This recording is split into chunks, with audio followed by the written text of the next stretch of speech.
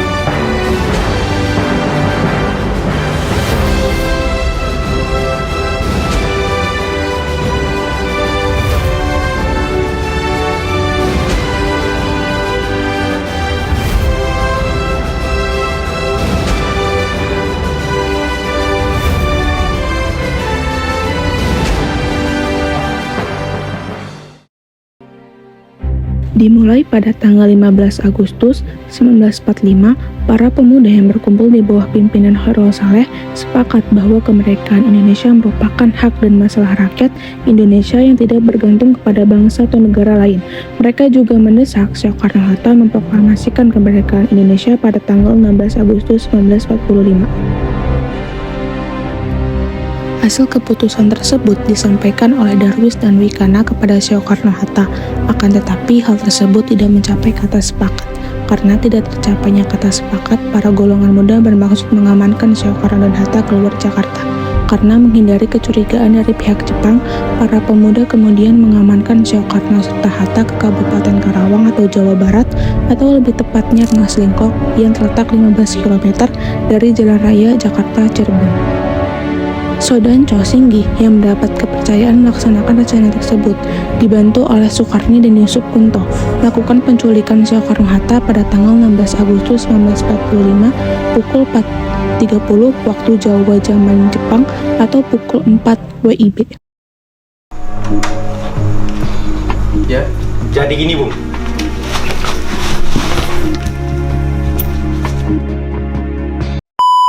Di sana, golongan pemuda kembali mendesak Soekarno dan Hatta agar bersedia memproklamasikan kemerdekaan Indonesia. Pembicaraan tersebut tidak membawa hasil apapun. Akan tetapi, dalam pembicaraan pribadi antara Soedanko Singgi dan Soekarno, Soedanko Singgi menyimpulkan bahwa Soekarno bersedia memproklamasikan kemerdekaan Indonesia segera setelah kembali ke Jakarta. Kesediaan Soekarno tersebut disampaikan kepada golongan pemuda di Jakarta. Sementara itu, di Jakarta sedang terjadi pembicaraan antara Ahmad Subarjo mewakili golongan tua dan Wikana mewakili golongan pemuda yang kemudian tercapai kata sepakat bahwa proklamasi kemerdekaan Indonesia harus dilaksanakan di Jakarta pada tanggal 17 Agustus 1945 sebelum pukul 12.00 WIB. Keberadaan Soekarno-Hatta di Rengas Dengklok akhirnya diketahui dari Wikana. Ketika itu juga, Ahmad Subarjo datang ke Rengas Dengklok dan berhasil meyakinkan para pemuda bahwa proklamasi pasti akan diucapkan keesokan harinya, pada 17 Agustus 1945. Karena itulah pada 16 Agustus malam hari, Soekarno-Hatta dibawa kembali ke Jakarta. Dalam rombongan tersebut ikut pula Fatmawati dan Guntur Soekarno Putra, yaitu putra dari Soekarno. Dalam perjalanan kembali ke Jakarta, Hatta meminta Ahmad Subarjo menelpon Hotel Des Indes untuk mengadakan rapat. Tetapi permohonan tersebut ditolak karena sudah pukul 12 malam, sedangkan Jepang hanya menginginkan rapat sebelum pukul 10 malam waktu Indonesia Barat. Kemudian Ahmad Subarjo menghubungi Laksamana Muda Maeda. Maeda menawarkan rumahnya sebagai tempat yang aman dan terlindungi untuk menyusun naskah proklamasi kemerdekaan. Di samping itu, Laksamana Muda Tadashi Maeda mengizinkan kediamannya yang dijadikan sebagai tempat perundingan dan bersedia menjamin keselamatan para pemimpin bangsa Indonesia. Sebelum ke rumah Laksamana Muda Maeda, Soekarno-Hatta terlebih dahulu menemui Kepala Pemerintah Umum Sumobuko, Mayor Jenderal Nishimura, untuk menjajaki sikap Nishimura mengenai rencana proklamasi kemerdekaan Indonesia. Soekarno-Hatta ditemani oleh Laksamana Muda Maeda bersama Senggeta Nishijima, Tumonegoro, Yoshizumi, dan Miyoshi sebagai penerjemah. Nishimura ternyata tidak berani mengizinkan adanya rapat PPKI dan proklamasi kemerdekaan Indonesia karena takut disalahkan oleh sekutu. Nishimura bersikeras memelihara status quo di Indonesia sesuai dengan garis kebijakan sekutu. Setelah Soekarno-Hatta bertemu dengan Nishimura dan yakin bahwa Nishimura tak menyetujui pelaksanaan proklamasi kemerdekaan Indonesia, kemudian mereka bergegas ke rumah Laksamana Maeda yang bertempat di Jalan Imam Bonjol nomor 1 Jakarta. Di rumah Laksamana Maeda sendiri telah berkumpul para anggota PPKI dan para golongan muda. Setelah itu mereka mulai menyusun perumusan teks proklamasi kemerdekaan Indonesia. Teks proklamasi dirumuskan di ruang makan oleh Soekarno, Muhammad Hatta, dan Ahmad Subarjo, serta disaksikan oleh Soekarni, Baharudin Muhammadiyah, dan Sudiro. Soekarno menuliskan konsep pada secari kertas yang kemudian disempurnakan oleh pendapat Muhammad Hatta dan Ahmad Subarjo. Konsep teks proklamasi kemerdekaan terdiri dari 2 kalimat, yaitu kalimat pertama merupakan pernyataan kemauan bangsa Indonesia untuk menentukan nasibnya sendiri, dan pada kalimat kedua merupakan pernyataan mengenai pengalihan kekuasaan atau transfer of sovereignty. Setelah menjelang subuh, naskah proklamasi berhasil diselesaikan. Setelah itu Soekarno membuka pertemuan para peserta rapat dengan dibacakannya naskah proklamasi di hadapan peserta rapat di ruang depan sekitar pukul 4 waktu Indonesia Barat. Setelah naskah proklamasi kemerdekaan Indonesia dibacakan oleh Soekarno kepada para peserta rapat, kini terjadi perdebatan mengenai siapa yang harus menandatangani naskah proklamasi kemerdekaan. Soekarno sendiri mengusulkan agar teks proklamasi ditandatangani oleh para peserta yang hadir, seperti yang terjadi pada Deklarasi Kemerdekaan Amerika Serikat. Namun, usulan tersebut ditentang oleh para golongan muda, yang tetap menganggap golongan tua sebagai kolaborator atau orang yang bekerja sama dengan musuh. Selain itu, Soekarno mengusulkan agar proklamasi kemerdekaan benar-benar bersih dari pengaruh Jepang. Maka teks proklamasi tersebut agar ditandatangani oleh Soekarno-Hatta atas nama bangsa Indonesia. Usulan ini berdasarkan alasan bahwa kedua tokoh tersebut telah diakui sebagai pemimpin utama rakyat Indonesia. Usul Soekarno sendiri disetujui oleh para peserta rapat. Setelah mendapat persetujuan isi serta siapa yang akan menandatanganinya, kemudian teks proklamasi tersebut diketik oleh Sayuti Malik dengan beberapa perubahan yang kemudian ditandatangani oleh Soekarno-Hatta atas nama bangsa Indonesia. Setelahnya pada hari Jumat tanggal 17 Agustus 1945 di Jalan Penanggasan Timur nomor 56, Jakarta, di rumah Soekarno yang sekarang menjadi Gedung Perintis Kemerdekaan di Jalan Proklamasi, diadakan persiapan untuk proklamasi kemerdekaan Indonesia.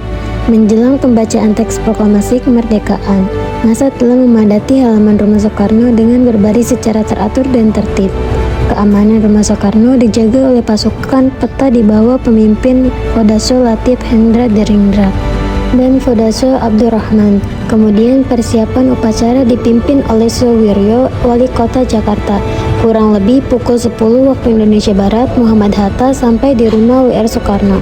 Setelah Hatta sampai di rumah Soekarno, kemudian keduanya menuju ke ruang depan untuk membaca teks proklamasi dengan langkah yang tegap dan tegas. Di depan rumah massa dan atas nama bangsa Indonesia, Soekarno-Hatta membaca naskah proklamasi kemerdekaan Indonesia.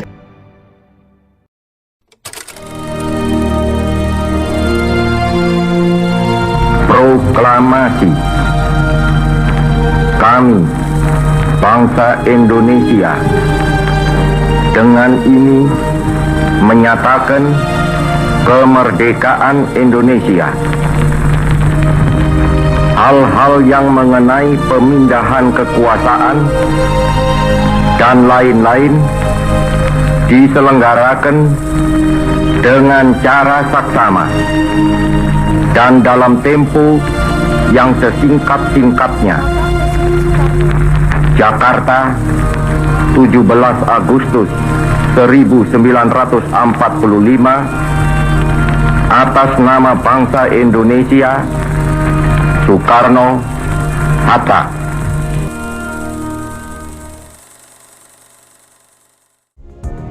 Setelah pembacaan naskah proklamasi, acara dilanjutkan dengan penghiburan bendera merah putih. Di halaman rumah Soekarno, bendera merah putih pun tersebut merupakan hasil jahitan Ibu Fatmawati Soekarno. Pengibaran bendera dilakukan oleh Suhud dan Latif Hendra Deriningrat dengan disaksikan oleh para hadirin serta dengan menyanyikan lagu kebangsaan Indonesia Raya yang diciptakan oleh W.E. Supratman. Semua yang hadir dalam upacara proklamasi kemerdekaan Indonesia pada tanggal 17 Agustus 1945 berdiri dengan khibat dan tertib. Semua peristiwa besar telah tercatat dalam perjuangan sejarah perjuangan Indonesia. Meskipun peristiwa tersebut hanya berlangsung sekitar 1 jam, tetapi telah membawa perubahan besar dalam kehidupan bangsa Indonesia. Keberhasilan bangsa Indonesia memproklamasikan kemerdekaan pada tanggal 17 Agustus 1945 memiliki arti penting dalam kehidupan bangsa dan negara.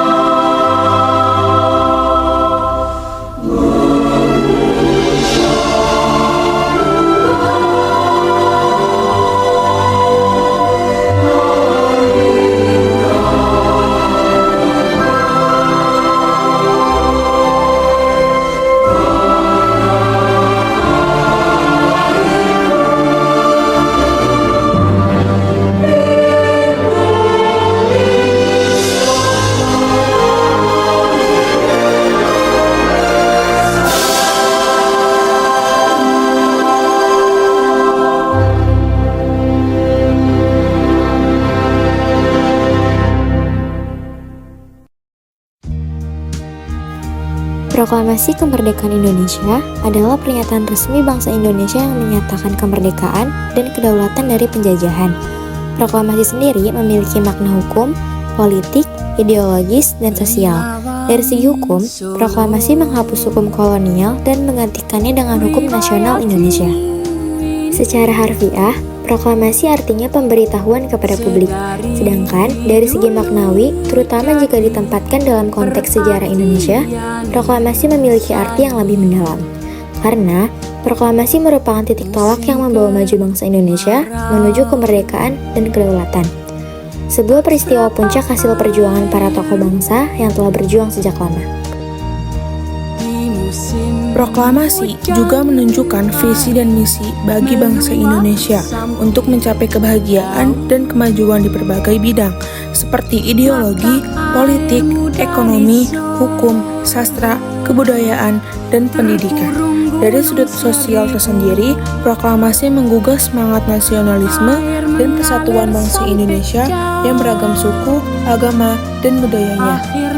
Proklamasi banyak mewariskan hal positif pada generasi sekarang, seperti semangat pantang menyerah, kesabaran, keteguhan, tekad, dan etos organisasi yang baik.